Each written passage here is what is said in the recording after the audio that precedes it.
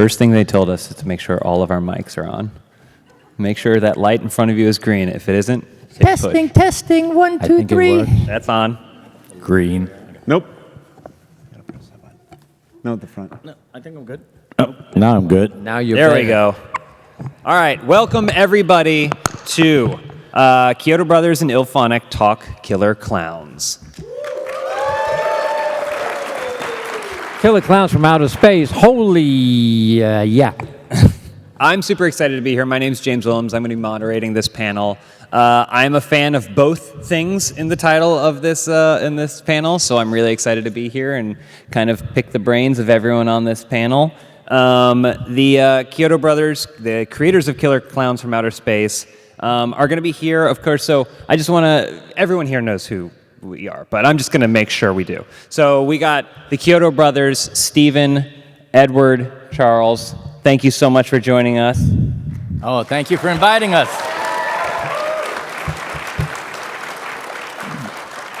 We're also joined by Jared Gerritzen, Chief Creative Officer at IllFonic. Oh, big pop, big pop. And Jordan Matheson, Design Director at IllFonic. So, I feel like everyone remembers the first time they saw Killer Klowns. I know for me, I was probably way too young and sitting way too close to the Zenith television in my living room, okay? But I was kind of scared and confused at the same time. And I wasn't confused because I didn't understand it. I got it. It's a great movie and I loved it. But it's because I hadn't seen anything quite like it before, right? Like, and it stuck with me. I remember thinking about it years and years later and being like, what was the candy, like they were stuck in candy. I remember faces in candy. I remember noses popping. I remember everything so viscerally. But yeah, it's because of its utterly unique style. I would say one of a kind, but I guess three of a kind is more appropriate. It's a creativity that I think is synonymous with the three of you.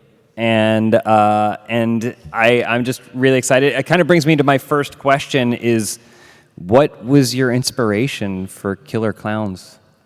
Oh, that's a good question. Well, I guess it began with me. I was trying to imagine the scariest, most frightening moment I could experience. And for me, it was driving down a lonely mountain road at night and having a car pass me, and when I looked to see who the driver is, it was a clown. And a clown being where it shouldn't be really frightened me. And then we build upon that. What we wanted to do is Chiodo Brothers put a Chiodo spin on it. Clown movies had been done before. We wanted to do something different. We wanted to do something different than a man wearing makeup. So we love monster movies. We wanted to make monster clowns. So they came from outer space. Yeah, so the idea is like, all right, what if that clown after midnight is pretty scary anyway, but then what if he wasn't in a car? What if he was just like floating in space? Yeah, And, if it floats, it has to be from outer space. And then if a clown is from outer space, why are they here? Certainly not to entertain us, but to kill us. Well, then the list of things, you make a list of everything that you think is sweet and fun and friendly. You make a list of cotton candy, Slurpees, and all kinds of circus things, and then you put an evil spin on it. You know, it's why they have, evil ventriloquist dummies and stuff like that. Well, we did it with clowns. Go ahead. Well, yeah. Well, actually, what we really did was we wanted to make a film that we wanted to see. Yeah. It's that simple. And the raw material was all the films we watched as kids, the 50s and 60s sci-fi movies. But again, that spin, it was a mixture of those sci-fi films, plus Warner Brothers Looney Tunes, the Marx Brothers, and what else? A bunch of other things. Yeah, Abbott Costello, Laurel and Hardy, all the old-time comedians and stuff. The Looney Tunes, more than anything. Bugs Bunny and all. Yeah, if you look at the movie, Forbidden Planet, The Blob, lean heavily on The Blob. Invasion of the Body Snatchers. So many inspirations. And actually, The Blob, the through line for the entire story happening in one night was from the original Blob with Steve McQueen. Check it out. It's our blueprint for our story. Yeah, horrible monster, young teenagers witness it, try to tell the authorities something horrible is happening, and they don't believe it. No, that was the thing. try to convince the authorities that aliens are killing people is hard enough. We said, we'll put a Kyoto spin on it. What if we make the aliens absurdly ridiculous and try to convince the authorities of that, killing people with cotton candy and popcorn? And I think what really helped the overall storytelling was the fact that we played it really straight, that it wasn't a parody. Yeah. It was real drama, real terror, real threat, but the threat happened to be aliens from another planet. Yeah, Stephen, what did you have to tell Suzanne in the bathroom? What was that? What did you have to tell Suzanne when the Jack in the Box clowns were coming out of the hamper and she said, you know, I can't be afraid of these things. They're too funny. She was laughing. That was it. Yeah, it was. She's a great actress, but yeah, she's over there by herself that day and in the bathroom with all these little killer Jack in the Boxes, and she just couldn't get the energy up. She could not get the fear, and she said, "I can't. These things are too funny." And then I pulled an Alfred Hitchcock on her. I said, "You're an actress. Act." And she did. I mean, kind of speaking of funny versus scary, I don't have the statistics to prove this, but I'm going to try with the room real quick. Who here thinks clowns are scary as shit? And who here thinks they're lovable and funny? Yeah, way more people think they're scary. Yeah. But I feel like that was the cultural shift that happened when your movie came out. Well, the people that raised their hand the second time, they frightened me. It's funny, even clowns get it. Just about every clown we ever talked to are huge fans of the movie, except that one guy.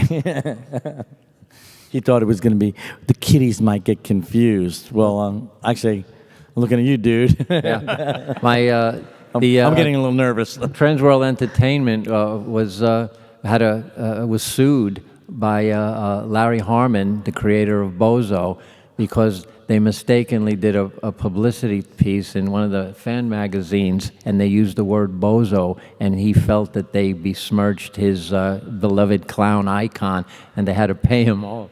Yeah, but the clown that we call Bozo on the set, we changed his name to Ozob. Yeah. So Larry Harmon got like $50K. Like go away money.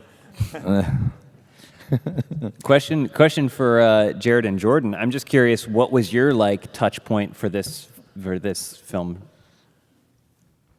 Want me to go first? Yeah, I mean, I had to turn on my mic. Yeah, go for it. Whatever. No, you go first. Mine's better. I mean, he'll follow it up. It'll be much better. But I was fortunate enough to see it as an adult, which meant that I got to really appreciate it and really see the detail and the creativity and the uniqueness that these guys brought to the screen that just wasn't really being done. And to be able to kind of combine those elements together and see it in action, and then be able to, of course, work on the game for it has been incredible. So I have a very positive thing in my life now. How about you?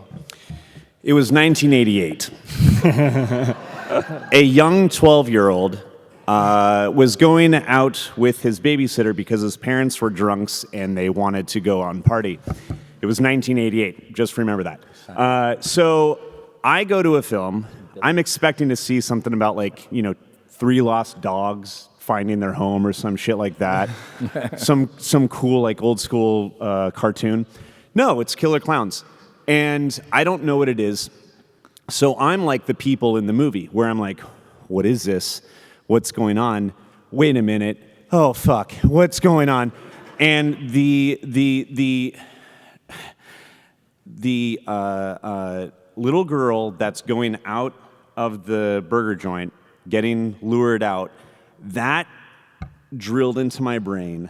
And it's still today, it's still in there where it's like, that was the first time that I ever saw something where it's like, wait a minute, they're gonna, oh, it cut. What happened to her? Is she dead? Am I gonna die now? And then the movie just kept going. And then I'm hiding under a jacket. And years and years later, I see that this game gets announced and I am now an adult. But seeing that trailer that TerraVision put out was like, okay, this is going to be really interesting. I'm really excited. And it is just one of those funny things for me to be fully, I almost said touched by the Chiodo Brothers as a child. No, don't say that. Wasn't me. Don't. Wasn't me. let's. For the record, I was never touched by the Chiodo Brothers as a child. I was negatively influenced by the Chiodo Brothers, and you know, now In a positive way. in a positive way, and now I get to be around these guys that I've been seeing for many decades, doing all these great things and getting to work with them, and so it's really cool to get to be doing this with them and getting to understand a lot of their subcontexts of the Klowns and the universe and the Klowns and the things that they weren't able to do at the time, and being able to show them what we're able to do with the Unreal Engine and just technology but yes, once again, Chiodo Brothers did not touch me as a child. Yeah, we got it. Now, this is many people have made wonderful films that don't get recognized. We were in that group. It just, we thought we did something really good, but it wasn't recognized. And sometimes it takes a while for things to build. We were fortunate enough to have people like Jared and TerraVision and MGM finally having someone who said, I loved this movie as a kid. We have to do something with it. So that's all it takes. You have to be lucky enough to someone to be sitting at the other side of the table and recognize that they have something special. Well, I think it's interesting because you guys were kind of on the cutting edge of a technology in terms of how you made the film at the time, and now to see it become a video game. How has that felt? Oh, it's a dream come true. I mean, all these years we were trying to get something going as a sequel or something like that. And Hollywood's really kind of difficult business to kind of work your way through. I think the game is really a great way to launch it. It gives us an opportunity to really expand the scope and the characters, and the gameplay is more interactive, and I think it's really going to it's going to make our current fans happy, and it's going to bring in a whole new group of people into our clown sphere. Yeah, the evolution from going from just a single movie to the cult status, the midnight screenings, the festivals we go to, the convention appearances, and there's a love that we get from you guys that you want to see more and more. And now with the gaming industry where it is, it's really kind of the perfect storm from like a consumer product standpoint, all the licensing, all the materials. I see a lot of clown T-shirts out there, and now with this particular gameplay that IllFonic is really kind of on the cutting edge, pushing it.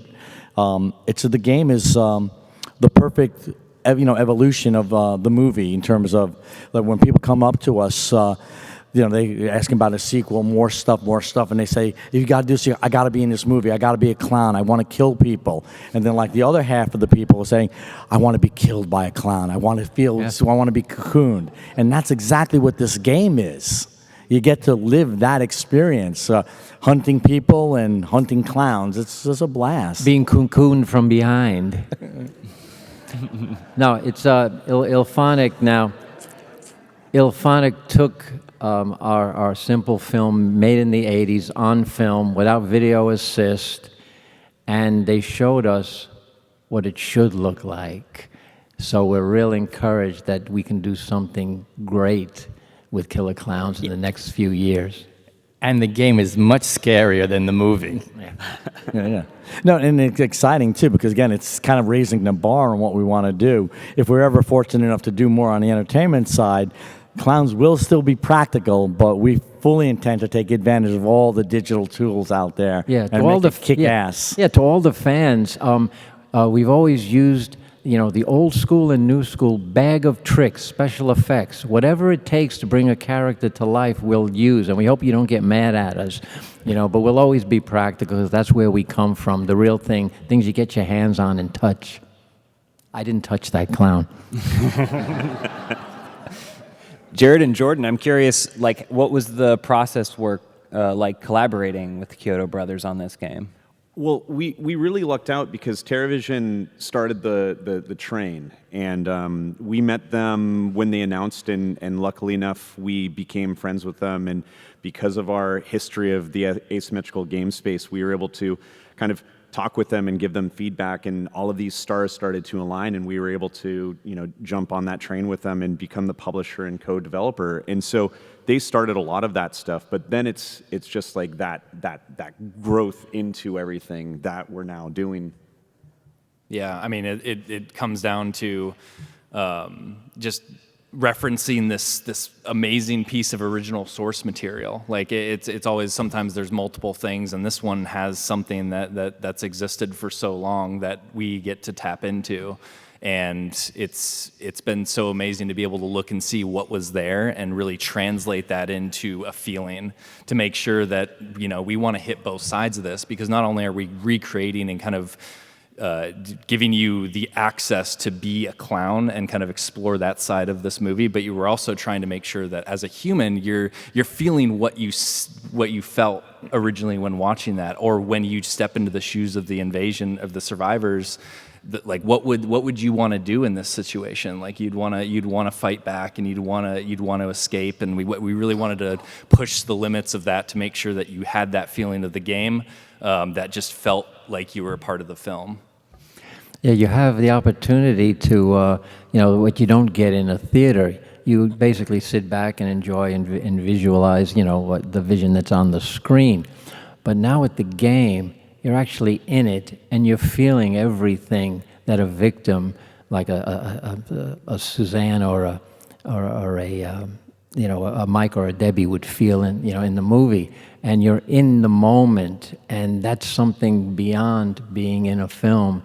And that's what's exciting about the gaming possibility here. Yeah, I mean, again, it's early on when we were approached, we heard they were licensed for the video game. There's a little bit of trepidation, like, wow, what is their take on it? Because so often creative people want to be creative, but it started with TerrorVision and followed through with IllFonic, because they loved the original movie. So they honored us by studying the film, going by frame. So when you're in the game, there are touchstones, like key moments where you're in the movie. You're at the police station. You're at the crazy house in the carnival setting. You're at Makeout Point in the hillside. So they honored our vision and wanted kind of our blessing on what they were doing. And there were minor little notes here and there, just to kind of, maybe with a little bit of sensibility, but visually they were like 99.99% there. Yeah, it's nice when they're on board, the person that's there get it. And said, we want to remake Killer Klowns, but we want to do it with mimes. And we go, no, just like, and we've been approached to do some things, and they were taking it to another place, and it wasn't Killer Klowns. And, the worst thing to do is you have to feel that you have to fight with people to retain something. It's so nice to collaborate where people understand and are on the same page. Are there any little things, I'm just curious, in your experience with the game, are there any little things that you found where you're like, what is that? And then someone's like, well, it's from this thing in your movie. Like, because you know how ravenous fan bases, people here, I'm sure they can nitpick apart like Killer Klowns. Maybe some people have seen it more than any of you have, possibly, right? Like, are there any little things, like as you were playing the game, where you're like, oh, what's this? And they're like, oh, we added this thing in because it's a reference to that. Well, I didn't see anything that was particularly referenced the way you're describing, but as I'm playing the game, I'm watching the clowns, and they would do a movement of some kind that just resonated, and I said, oh, that's a killer clown. So that was it, the movement, the atmosphere. Crescent Cove is beautifully rendered, and it has mists and fog and atmosphere. I wish we had that in our movie. But no, overall, this is my happy face. I'm very happy with what the guys produced. Yeah, no, and just the expansion of the world. Like, again, I wish we had an amusement park to play with when we shot the movie. It's just a great playground, literally. And then, like the extension of the weapons capabilities and variations. It's a lot of fun to play with things. You get to shoot cotton candy cocoon at people, shoot a popcorn gun, wind it up and shoot popcorn. Yeah, but you get hit in the face if you're a clown, I got beat up. It's a lot of different experiences, and they're all fun. Yeah, it's a great entry movie or a game too. Although it's violence, it's clowns and it's make-believe. It's not hardcore realistic violence that's all too prevalent in the world today. Killer Klowns is a nice escape. Everybody wants to beat up a clown, and Or kill a clown.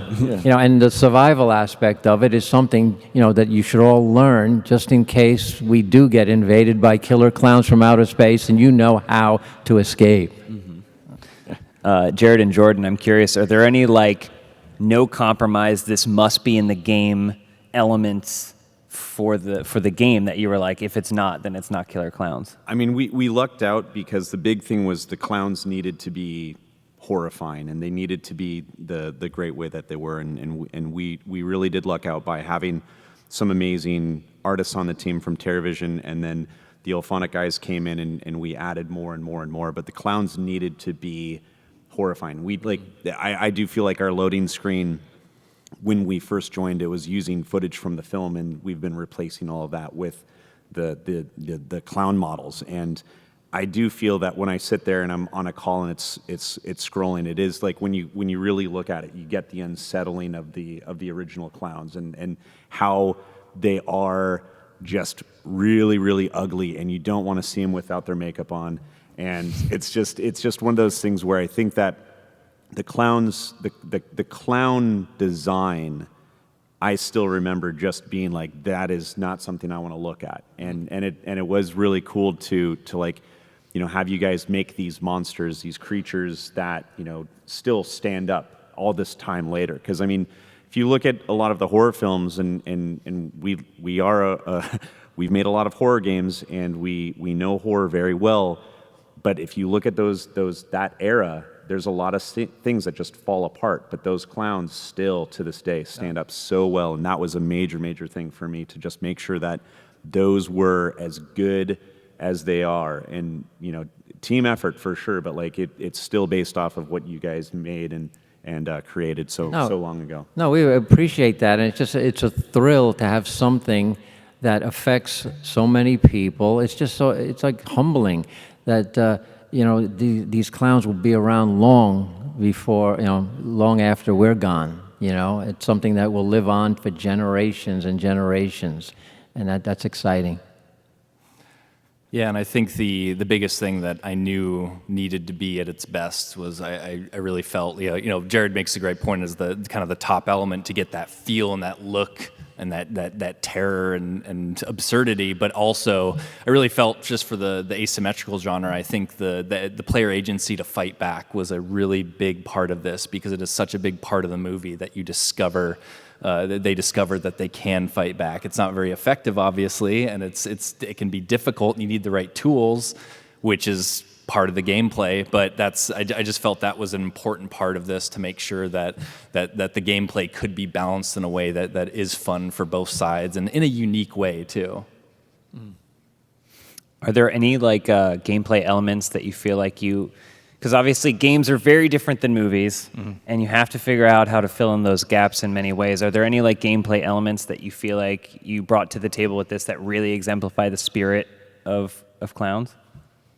Not clowns in general, specifically the killer ones. I feel with the game, it's the process of cotton candying these people and preparing them and walking around and hooking them, that is just something that I remember being so just wow, that would suck. And so in the game, it is that moment of oh my god, I'm getting cotton candied, and now hopefully someone can save me, or maybe I grab something to cut myself out. And then that is, I feel like, the big thing, that it's one of those funny scenarios, is that is fun gameplay that was designed before anything like this existed. And so it is always fun for us to look at the IPs that we're working with and figure out those fun gameplay elements that you can do over and over again, that it's just truly part of, you see it in the film over and over again. And I felt like the process of the clowns, lumbering around with cotton candy and hooking it up, and that was a really kind of fun element that needs to be there. But of course, smashing someone with a mallet's always fun. Knocking someone's block off with the boxing gloves, and just anything to do really with Shorty is always, that's just fun. going to be a fan favorite, but it's also just like something you don't see. You just don't see a Shorty-esque character in video games nowadays. So, What I enjoyed is you captured all of the, let's say, the horror and the comedy from the movie, and you created an immersive experience.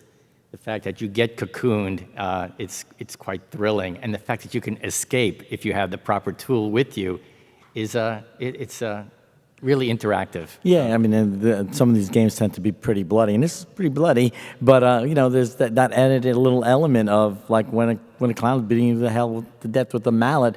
There's confetti, sparkles, streamers, fireworks. That was a huge part. That was my first call with you guys when we joined the project, and we were talking about it. And we were showing you guys stuff, and it was something that you brought up as a Chiodo add to it, where it's like, hey, it's all bloody. We understand that you need to do that, but what if you did this thing where you had the confetti and all of that stuff? And I remember going back to the team and saying, hey, this is from the Chiodos. We should add this. And when we got it in, it was like, yeah, that adds something different. I don't see that in the previous games that we've done. There is this layer of, we've all played games where bang, blood, whatever. But like now there's this thing where you see these, like this visceral moment, but it has this layer of just like confetti and sparkles, like what the fuck's going on here?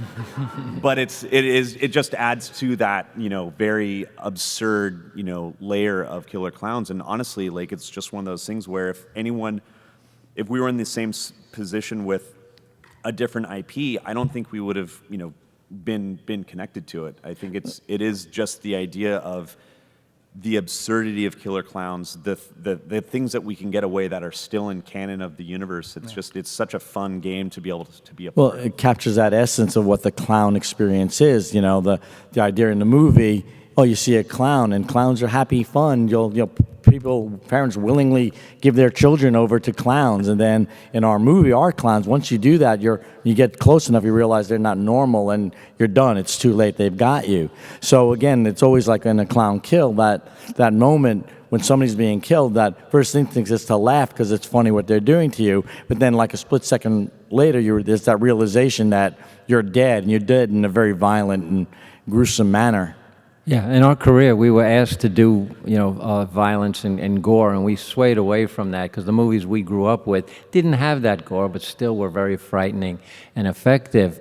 So it was a little bit of, we were concerned about, for a game, which a horror game company, and the fans of, gamers, horror gamers, that they're going to need a little bit more of that. So we wanted to just stress that we want to make it a little more playful, and instead maybe of blood spurting, violently, that maybe we could make playful little bubbles of blood come out and then pop. And the thing is, we wanted to make it different than any other kind. The clowns kill you in ways that are different than any way else. So we wanted to distinguish our clowns from the other adult horror games, and I think it's being done very well. I just want to go down the table real quick and just ask, because you have the choice to play as a human or a clown. What do you pick? Oh, that's tough. They're two different experiences. Clown is really, really fun. You have a choice of weapons. You have a balloon dog. I even tried the car. I crashed a lot. There's such a variety of playful killing mechanisms. That's really, really a lot of fun. And you come back a couple of times too, so you can play again and again, even within the time period of one game. I guess I prefer a clown because maybe I'm a little better at it. When I play as a human, my anxiety level, my blood pressure is through the roof. No, I think it depends on the mood that you're in. If you just want to, go out and wholesale, have fun and cocooning human beings and chasing them, running them over with a car with no insurance, you choose that. But then again, there's the challenge of, do you have it in you in case of a clown invasion? Would you be able to escape? So there's the two different frames of mind that you go into when you play this game. And, it depends on the mood you're in. Yeah, and for me, it really depends on the mood. Is Jordan across the team for me? or 'cause, I mean It's an important element. There's a very- rivalry is yeah. huge to multiplayer games. But yeah, I mean, I think that it really depends on the mood. But I think that what the goal is to make two very fun and different styles of play. And if you want to outsmart your friends or shit talk your friends over VoIP, it depends on what side they're on. That's going to be the coolest element, being able to do the voice and talk to each other, and Oh, yeah. that's going to add just a huge dynamic in live play. Well, that's where teamwork comes in. As a human, if you don't work as a team, you're dead. Being able to communicate who has what in order to escape is really kind of fun. The game allows you to make your own killer clown movie every day. Yeah, and it's always fun to play human. I'd feel like if we were trying to describe the feeling of what the movie is, like that's definitely the perspective to take, and you jump in, and there's been so many times, like we play test all the time, varying degrees of rivalry and challenge, and it just depends on the day, but it never gets old in this game when you are being chased, or sometimes you're not being chased and you're hiding in a bush or you're hiding in a dumpster, and you see these just clowns just drift by. And you get that feeling that you would feel if you were ever trying to evade these things, and it's just that magical moment that is the culmination of that 36 years of thought process and things that drove you guys to make the original movie is now something that we've been able to hopefully recapture for as many people as possible in a completely different way. Yeah, the immersion of it is amazing because look at the size of the screens now that you're watching it on. We used to watch, on a little television set. You used to see it, or on a gamer there. You can see it on a 75-inch screen now, full color. Amazing sound. It's a real neat experience. It's interesting because I've been lucky enough to play it with the two of you. I haven't played it with you guys. I'd love to try, but and it's funny because I recall there was a time where I was a clown and you guys were humans, but the way you tormented me was fun, right? Like you would think the clown is the relentless pursuer, right? And I'm like torturing you or taunting you, but the way you were able to hide and whisper to each other, and I definitely recommend everyone try it at least once. All players are all communicating with each other, but it was a kind of fun twist. You'll have to play with the Chiodo Brothers, so you too can be touched by the Chiodo Brothers. Oh no! Oh no! Did I just make a new merch line for you guys? Oh God, I hope not. I hope not. Well, obviously there's so much potential with this game, so this is for everyone. Like, how do you feel like this game really builds on the world of the movie, and are there ways you would like it to continue to do so? What, the expanding clown universe? Oh, yeah, well. There's implication of a clown planet, right? Oh, absolutely. So, Well, we've been working on this thing for 36 years. Ever since we made the original film, we always had ideas to do a sequel or some other format to get the Clowniverse out there to everybody. So we have a bunch of ideas, and we're looking forward to working with IllFonic to get those ideas out as a video game, the way it's being done right now. And I think if we could excite the game world, the game fans, to be attracted to the film, I think it only increases the opportunity that we might do something larger. We would love to do a mini-series, maybe a 6-episode mini-series to get the ongoing saga of what the clowns do, where they come from, what happened to Mike, Debbie, and Dave. These are questions I'm sure you're asking yourself. Yeah. And the world at large and the universe beyond. It's a good one. Yeah, as far as me, it is just one of those exciting, things because it is making me an Uber fan, and it is one of those things where working with you guys and talking about the other phases of what the clowns are, and you guys clearly think about it a lot still, and just all of the cool ideas that you've been bringing. And we will continue to support the game, after launch and bring a lot of really cool things that we're working with you guys. So hopefully it does become something that it can be driven more. But it is just one of those exciting elements to be working directly to with the creators and the people that put their heart and souls in it for so long. It is an extreme joy for us. Yeah. Oh, totally. And the possibilities are just endless. And it really comes down to something where we not only want to bring the idea and the concept of Killer Klowns to more people. The fact that it's spanned this multi-generational entertainment, it's such an incredible thing to be a part of. But we also want to use everything that we've learned from our previous experiences with these types of games to really kind of bring the asymmetrical genre in a way that resonates with gamers and allows for a lot more people to jump in and play and have that extremely fun experience, not only because of the way that we put it together, but the way that we've reflected and kind of captured what the original film did. And finally, we'll be able to answer those questions I know you're asking. What happens to the people that are in the balloons? And, if they're dissolved in the pink cotton candy cocoons, what about the blue cotton candy cocoons or the purple cotton candy cocoons? Those questions must be answered, and they will be. You could you could spend an entire lifetime trying to find some creative partners that kind of get what you're doing. And we were very fortunate. It took 36 years. We were very fortunate to work with IllFonic, a team that really gets what's at the core of Killer Klowns. It's scary and fun. Yeah, Jordan, you mentioned the history of asymmetrical games, and there's so many ways to do that. So how is your approach? How did you figure out how you wanted to make something utterly unique, but then also that speaks to the property that you're working with?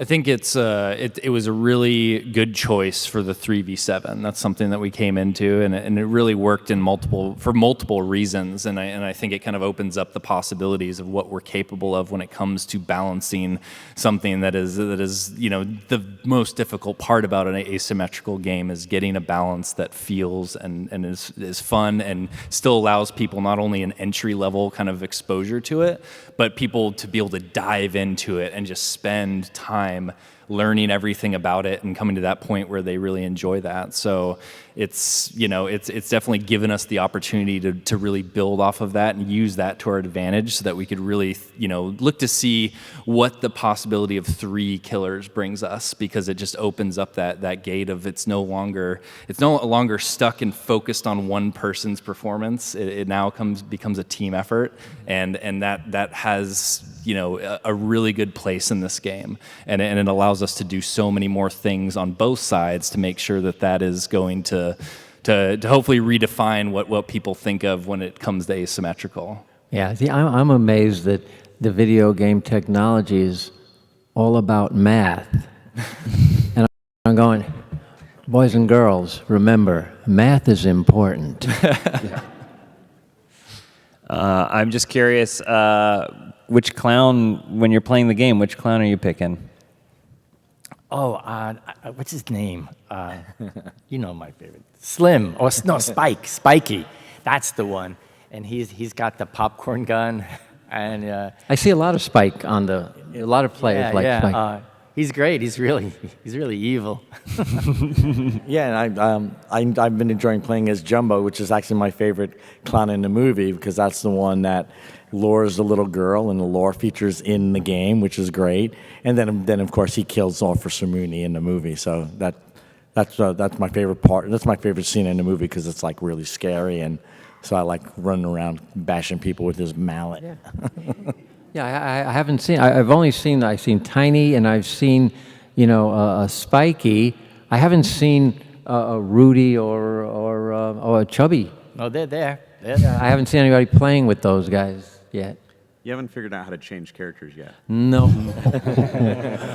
I keep turning around in circles. I don't know. And you can also turn them into female clowns too. You can customize them, so you can have a male version or a female version. Which is a new level of scary, freaky. Those weren't announced yet, so congratulations, PAX. Oh, wow, there you go.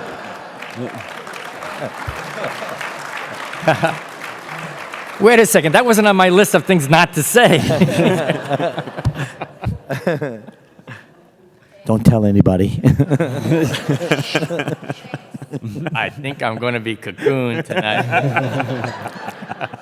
You know what? It's you got to let little things out of the bag. It's not going to ruin anything. Yeah, I can't talk about my favorite clown because that hasn't been announced, and I'm not going to get in trouble after. Oh, there you go. Smart.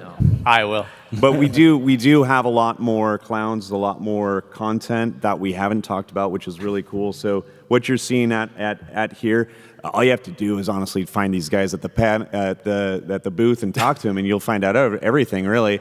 Yeah. But it is. Buy a Chiodo Brother a drink. Who knows what you'll learn? They made it, so we'll let them do it. So wait a minute. So wait, are you saying that the game that they're playing now is going to be better by June? Absolutely. Oh yes, Absolutely. very much so. Yeah, Jordan's going home, and that's all he's doing. yeah.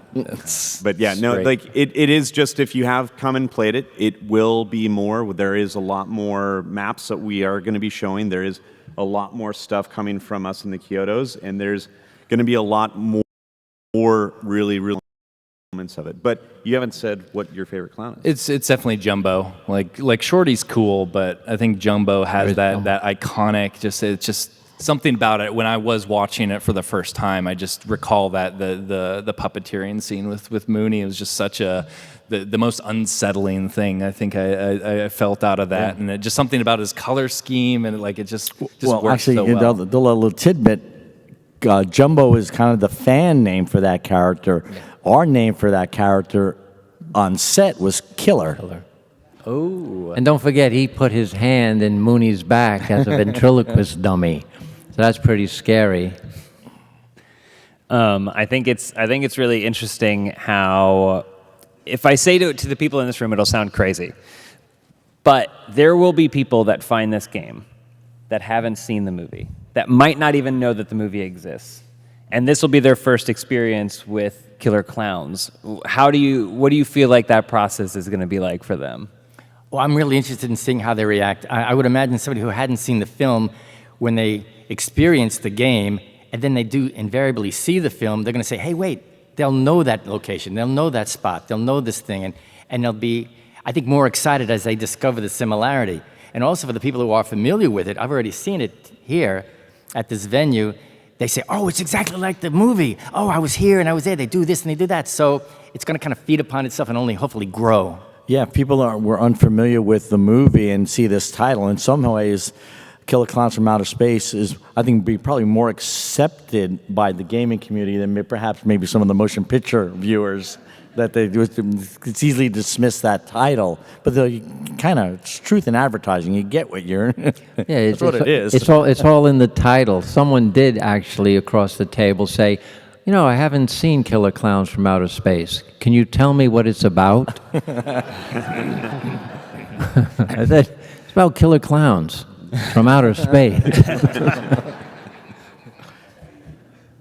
We're going to take some questions from the audience. If you want to start lining up, we're going to do that as well.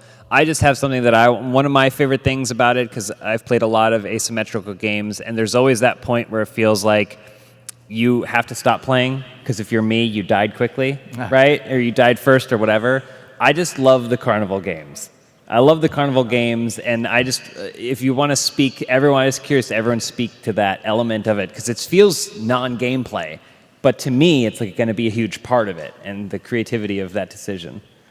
I mean, really, that came out of and just kind of when you die, you play these mini games, and you're able to help the people around you, either kind of like a guardian angel, and it's pretty fun. But it's also because of us making so many asymmetrical games that as soon as you die, you all tab out or you start matchmaking again. And, we wanted to make sure that people were engaged and felt like they were still part of it. And so we made that system, and it's really cool. I mean, I think that we'll be putting it into every single game from this point on for sure, because we love multiplayer games. We love really looking at the game and previous games. How do we make that better? How do we make that better and iterate versus we'll just make the popular one version 0.5 per, and 2. And so it is one of those really fun things where Klowns is definitely a return to form. It's kind of like our greatest hit album where we're pulling from all of these previous games that we did. And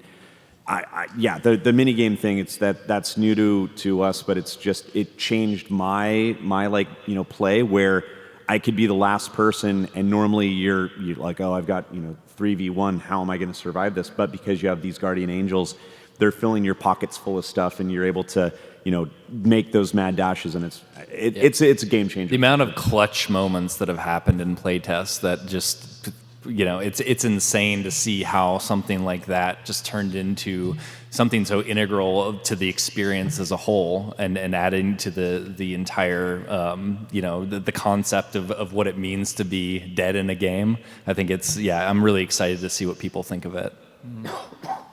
All right, let's go ahead and take some questions. Let's start on this side.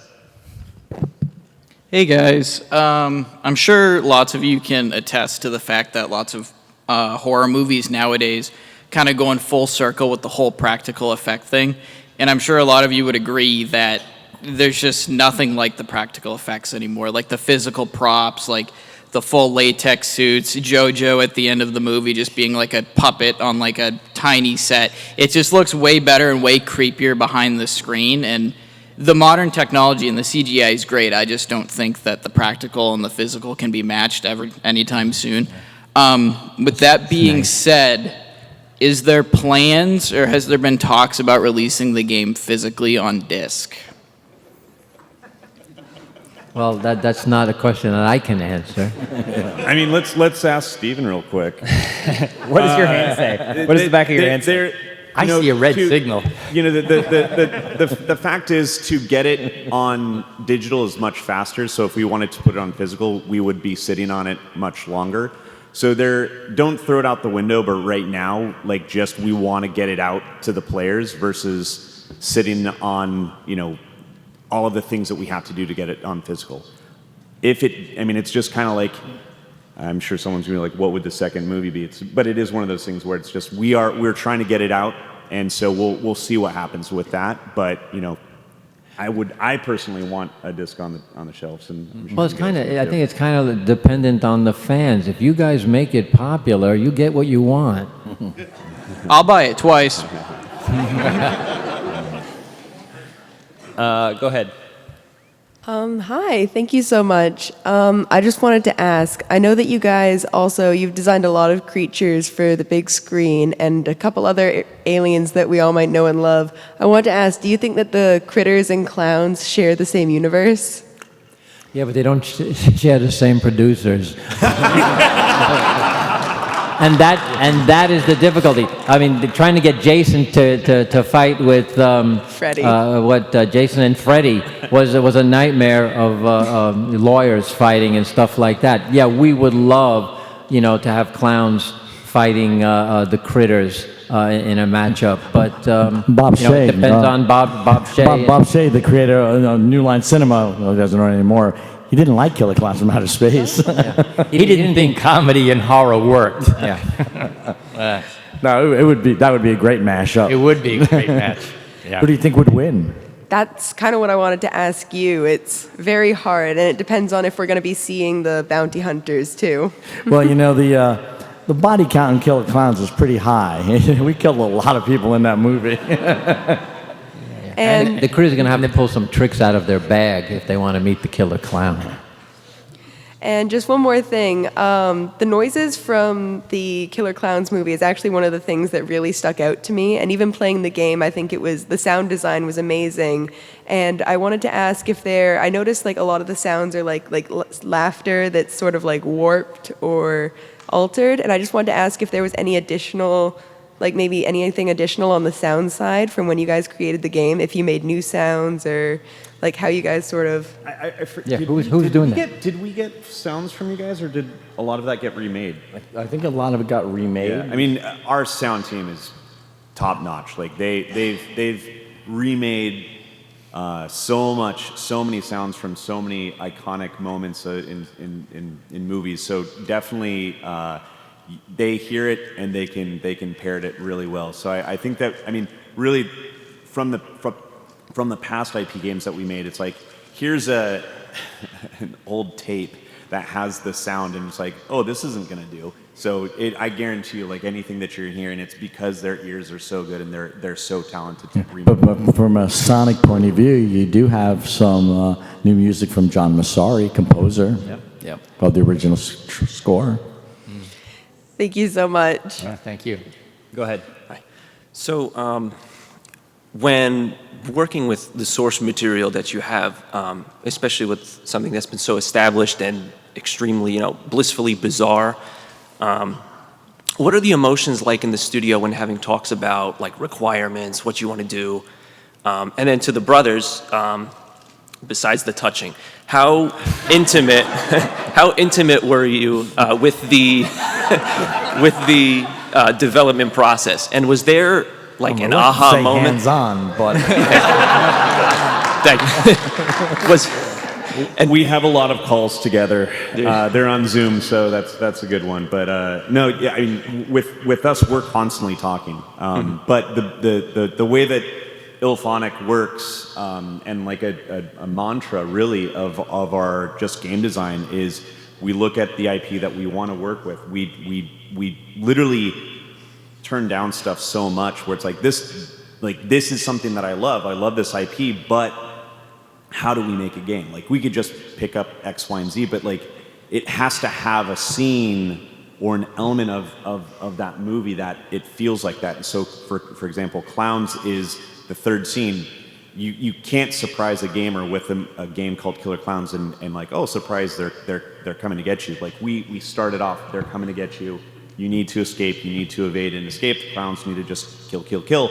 So that is just the thing, and that's the mantra that we go into with all of our games. Like, it must be, a scene that someone can replay over and over and over again. Yep, and you asked about the emotion. The emotion's excitement, like to be able to work with things that they, the hard work has really been done in a lot of ways of creating this world, and we're able to explore what it means to interact with it. So it just comes down to the fact that like, this is something we're building that we get to play and interact with these other creative minds that have brought so much into this franchise. Like, it's incredible. Yeah, embracing collaboration with creative minds works. When you have somebody saying, would you like to do Killer Klowns from Outer Space for TV show? And they say, well, yeah, but it's Killer Klowns. Can we make them friendly? And we go, make your own show. But that's something that I learned in our collaboration, that we come from a narrative storytelling point of view. And very early we learned that that's not what the gameplay is about. But I think the guys captured exactly what our third act is. Once you know the clowns are invading, you have to escape or kill them. And that's what the game is. You're immersed in that third act of our movie. yeah, so we really leaned on them. TerraVision started and IllFonic brought it home. The gameplay side, we just gave them little nudges, artistic, creative, just the cosmetic veneer and attitude of some of the gameplay. But in terms of like hardcore mechanics and interactions, that's all them. Yeah, no one playing the game or a character in the game thinks that clowns are friendly. Right.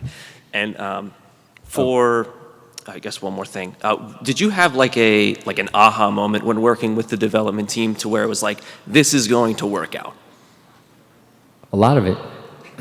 When the first time they brought the game over to our studios and we got to play it live with the team, they were kicking our ass because we suck. But it was amazing to be in that world, even in its rudimentary stage at that point. We were in the world, playing as clowns, playing as humans. That interaction, that terror, that fear was real. Yeah. Thank you. Good. Go ahead. Hey, just a quick question. Any chance we're going to see Clownzilla in the game? I was Clownzilla.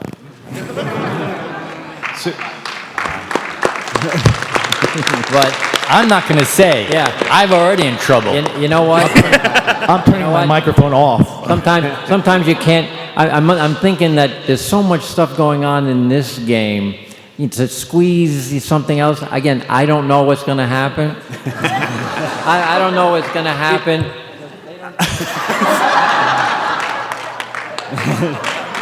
There you go. Go ahead. Thanks, guys. I mean, it really, just to explain it, we are focusing on that third act, and the third act is the survival and escape. everyone wants those big moments, but those take months and months and months of development, and it takes away from that scene, that experience. So we have to have things sit on the cutting room floor, to say the least. Everything in its own time. Just to start off, playing the game on the show floor, it's incredible. I can't wait for full release. With Texas Chainsaw Massacre recently coming out, I feel like it's kind of bringing it back in, where like some people might have gotten sick of Dead by Daylight, but Texas Chainsaw is like bringing the the actual like big titles back into popularity. So I'm really excited to see where Killer Klowns goes from. But I have two quick hits for movie questions for the Chiodo Brothers. What was the cocoons made out of, like practically, and how did the partnership with the Dickies for the song come about? Well, the cocoons were basically, we made a little template, a cardboard template, crisscross thing, and we wrapped batting fabric around it. It's a white cotton batting. It was in sheets, and it was laminated, so I'd make really thin sheets and wrap it 3 or 4 times. We hung them up, and we painted the fabric, and then we wrapped them. And that's as simple as that. The caps were made of, they were vacuum-formed pieces that we just taped off and painted. It was as simple as that. And then we put some green hose on it. And if you ever should stumble upon somebody claiming that they have a real cocoon from the movie, surefire way is to open it up and read the date on the newspaper inside of it. Yeah, if it says 1987, it's real. There you go. Yeah, and the music, I wish we could take more credit for it. Other than coming up with the title. We had a great music supervisor at Transworld Entertainment who knew the Dickies record company, and he pitched the record company with just like the best little paragraph of description of what the vibe of the movie was. And then Leonard Phillips did a demo of the movie and of the song, and they played it for us, and it was perfect. It was as is. We really had, other than the inspiration in the title, and just the description that Bob Hunker, our music supervisor, gave. It's all the Dickies. Awesome. Thank you. We only have like 3 minutes left, and I want to try and get as many people to ask as possible. So let's do this. So you say you're going to be expanding Killer Klowns into a sort of clownverse.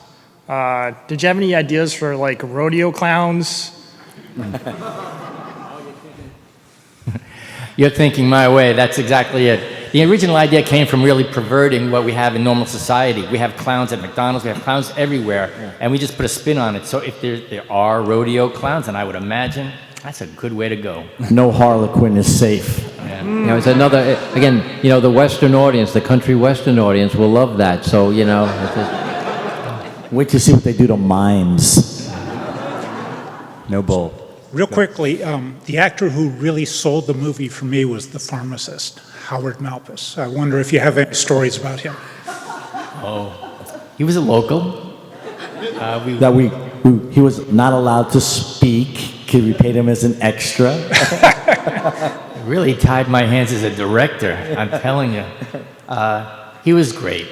Actually, and it's funny, he played Mr. Myers, which was the name of the pharmacist in the town where we grew up in Deer Park, Long Island. Like all the other characters, Mike Tobacco and the Terenzi brothers are really good friends of mine. In fact, I'm going to visit them next week in New York. He was a great little actor. It was local talent. We were up in Santa Cruz and Watsonville in California, and he was great. It's not his voice, unfortunately. Yeah. Ah, okay. Yeah, but he was reminiscent of the Mr. Myers, the druggist, when we grew up. Thank you. Yeah. Really quickly, how many original Killer Klowns props, costumes, or puppets remain that were used as reference for IllFonic? And how many original Killer Klowns remain or have they all just been converted into the Ernest Scared Stupid trolls? Well, 6. Yeah, I don't know if we had any. I do know that we didn't have any costumes to show them. All the reference came from just photos and some basically watching the movie. Yeah, if it was frame by frame analyzing the movie, though they did show some clown skeletons, which were pretty fun early on in the development. How many trolls are left from Ernest? I meant the bones and the digital bones that the models are made of. That's okay. Thank you. Thank you. Hi, real quick question for the brothers. Considering how difficult it is to get three brothers to agree on anything, much less get into business together, was there one singular inciting incident that made you guys decide to want to get into the movie industry, or was it one person running into the kitchen going, "Hey guys, we got to make a movie"? No, it was a single movie that gets you. You watch a monster movie. We each had a different one. Mighty Joe Young for me is King Kong for me. Yeah, that's 2001: A Space Odyssey for me. But it's really a love of monsters, and really kind of the pinnacle one is the original King Kong. Is the one that is kind of probably the most the touchstone that we all kind of gravitated toward. See, we could have been inspired by baseball, and if we didn't make the major leagues, we could have made baseball movies. Yeah, and then the fact that it's often said we share one brain. Yeah, and to talk about King Kong, stop motion was also one of the techniques that we really gravitate to, and Clownzilla was supposed to be stop motion animation. He was supposed to be our King Kong, but because of budget restrictions and time, we ended up doing a Toho version, which was a man in a suit. But I think it was really great. Charlie did a great performance, blind.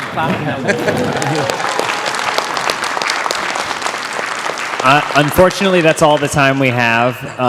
Thank you so much to the Chiodo Brothers for coming out and doing this with us. Jordan, Jared, thank you so much. If you haven't already checked it out, check out the show floor. I would never tell you this otherwise, but look for the circus tent and head there to try the game. Thank you, everybody.